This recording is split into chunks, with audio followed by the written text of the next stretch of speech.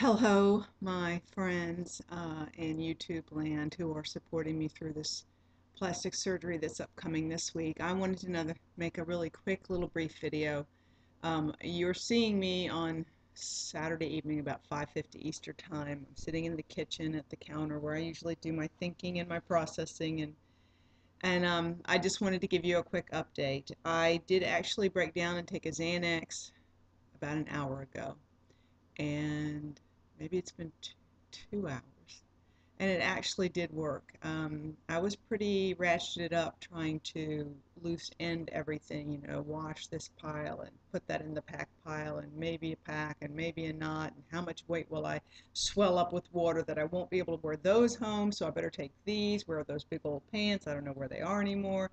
There's only a million other things. And then, how I was moaning and groaning about how I didn't have any information from Cosmet about the CO2 laser procedure for like what to do before, what to do after.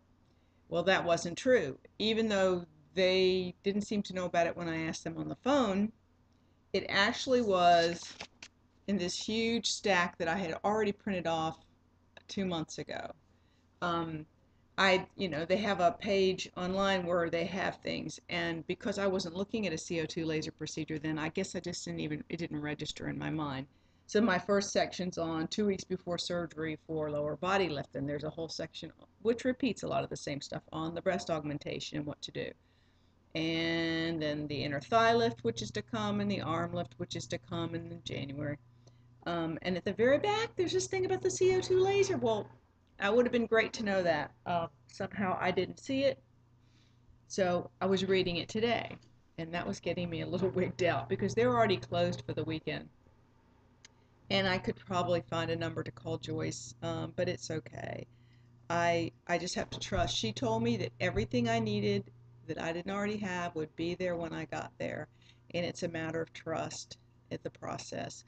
And the two things that I found out that were good for me to know were, those pills I had to buy for the face. I didn't know when I was supposed to take those. Well, I'm supposed to take those for 2 days. 2 pills a day for the 2 days before, 12 hours apart. So now that I know that, but see, if I hadn't found that today, I would have been SOL. Um, because that part has never been gone over with me. And I was left to read it on my own and find it on my own. So just be a warning to you. If you don't meet with your people, except by phone and except at a distance, you could really miss some things if you don't pay super, super, uber attention. So if you go to Cosmet after me for any of these procedures, learn from me. Okay. Got to take those pills for 2 days. And of course, I've got the betadine solution that I'm supposed to wash my parts here and lower all the way around the back side, because when they cut you, it's going to be all the way around. Especially the belly button, they say. And I'm supposed to wash my face with it twice a day too. And the night before surgery and the morning of surgery, I'm supposed to wash my hair with betadine solution. I can imagine the state of my head after that. So I'm squared away on that. I've made myself a little list. This is the stuff I have to do for the CO2, in the next 2 days leading up to surgery. And I'm making a page of this is what you do for the 2 days for the other parts. Wash 5 minutes at a time, twice a day. Shave the certain, what area, the hoo-ha area, 2 days out also, which I sort of have done just to make sure it was ready to get a quick overdue there at the end. That's been interesting. Okay. And then that's pretty much it. Joyce called me last night about 9 o'clock Eastern time, and I really was not in a mental state to be thinking about anything, but so I didn't ask anything crucial. Um, I did talk to her about me seeing the doctor more after I was there to talk about the next procedures I was planning on having done, to at least have a real face-to-face meeting and discuss what was possible here and what the reality was there, and da-da-da. So that's not a problem. I have everything ready to go. Everything's lined up in the bedroom. Medicines are all lined up. Um, I've talked to my husband about the possibility of me not being able to come downstairs for another 2 weeks when I get home. I'll be home a week after the surgery. And having talked to Rosemary, and I get the impression that perhaps going up and down the steps is not going to be in my near future. It's not to my benefit. My stomach muscles might not handle the stepping. So I talked to him about moving a little coffee station upstairs for me, maybe a little mini fridge, which I really, because they're going to leave me all day. That way I could get to my yogurt. I could get to an apple. I could, basically that mini stuff, that little stuff, that's all I'll need. Or they can prepare me hot food, put it in the little hot thermos thing, and bring my lentils upstairs for me in the morning before they go to work, my daughter and my husband. And then they'll be home in the afternoon. So I think that's all going to work out all right. I'm feeling kind of like I can see it. And then I spent this morning watching Sweet Amy SD Mom.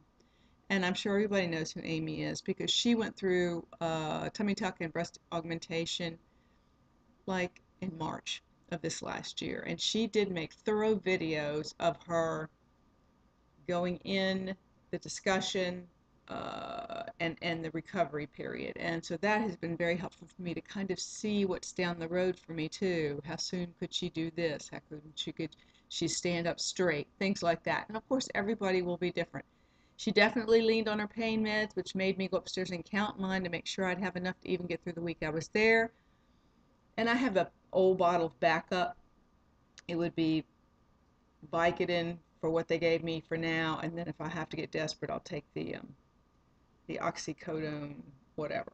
Not oxycodone. Oxycodone, not Oxycontin. Anyway, I'm feeling pretty good about all that. I think I'll have enough Xanax. I think I'll be okay if I just take one more every day till I go. I'll still have a plenty to take while I'm there, if I need to take them before I go. I have a feeling that's probably when I need them the most. I'll be so drugged up on pain stuff that I hope I won't be anxious about the other part. Plus, I'll have all y'all's goodwill, and I will feel better about everything.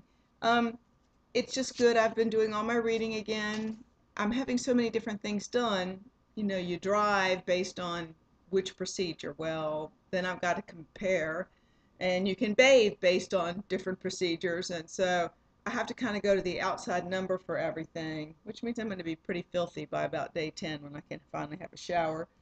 Um, but I think I'm going to be okay. I think it's going to be pretty sure I'm not going to have a catheter. So from what I've read, it seems like I'll have to be able to get up and get to the bathroom, and I think it'll be okay.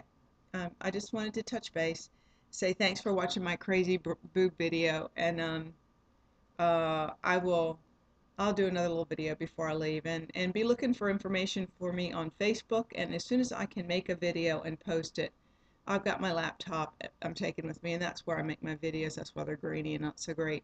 But I'll be making little short videos just so y'all can see I'm alive. And I know that your kind words, and y'all have really touched my heart with your words. I mean, every response is so dear to me. Thank you so much. I cry.